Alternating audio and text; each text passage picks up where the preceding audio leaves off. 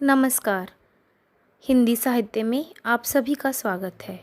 आज हम जिस पाठ्य पुस्तक के बारे में बात करने जा रहे हैं वह है कृतिका भाग 2।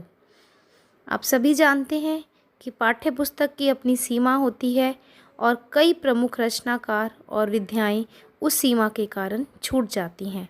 उनमें से कुछ रचनाकारों और विधाओं से पूरक पाठ्य पुस्तक के माध्यम से विद्यार्थियों को परिचित कराया जा सकता है।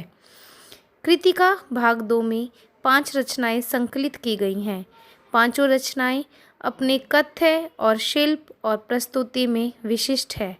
देहाती दुनिया और बहती गंगा जैसी कृतियां एक अलग तरह की विषय वस्तु और कथा शिल्प की प्रयोगधर्मिता के कारण साहित्य जगत में चर्चित रही हैं।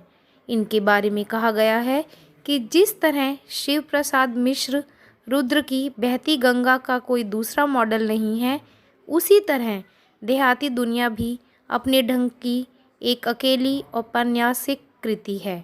इन रचनाओं से एक एक अंश संकलित किया गया है कि हमारे किशोर विद्यार्थी विशेष प्रकार की इन दोनों रचनाओं के माध्यम से हिंदी की समृद्ध लोक संस्कृति से परिचय प्राप्त कर सकें।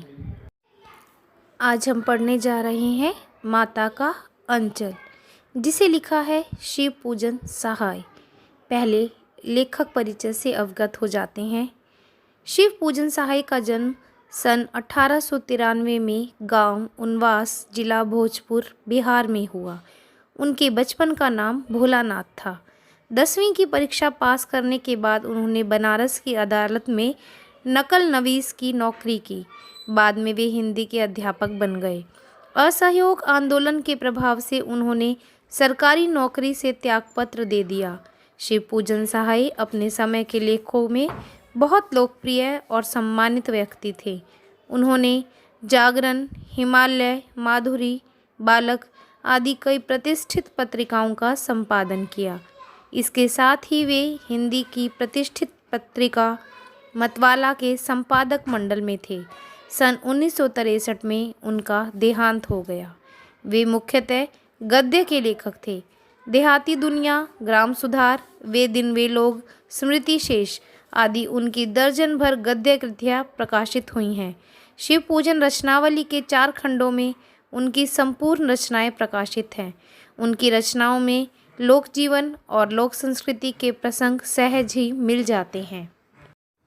पाठ प्रारंभ करने से पूर्व हम पाठ की रूपरेखा को जान लेते हैं। यह अंश शिव पूजन सहाय के उपन्यास देहाती दुनिया से लिया गया है। सन 1926 में प्रकाशित देहाती दुनिया हिंदी का पहला आंचलिक उपन्यास माना जाता है। इतना ही नहीं, यह स्मरण शिल्प में लिखा गया हिंदी का पहला उपन्यास भी माना जाता है। इसमें ग्रामीण जीवन का चित्रण ग्रामीण जनता की भाषा में किया गया है। लेखक ने उपन्यास की भूमिका में यह संकेत दिया है कि ठेठ से ठेठ देहाती या अपढ़, गवार, निरक्षर, हलवाहे और मजदूर भी बड़ी आसानी से इसे समझ सके। आत्मकथात्मक शैली में रचे गए इस उपन्यास का कथाशिल्प अत्यंत मौलिक और प्रयोगधर्मी है। शिशु चरित्र भोलानाथ कथानक की दृष्टि बिंदु है। संकलित अंश में ग्रामीण अंचल और उसके चरित्रों का एक अनोखा चित्र है। बालकों के खेल, कौतूहल, माँ की ममता, पिता का दुलार, लोकगीत आदि अनेक प्रसंग इसमें शामिल है।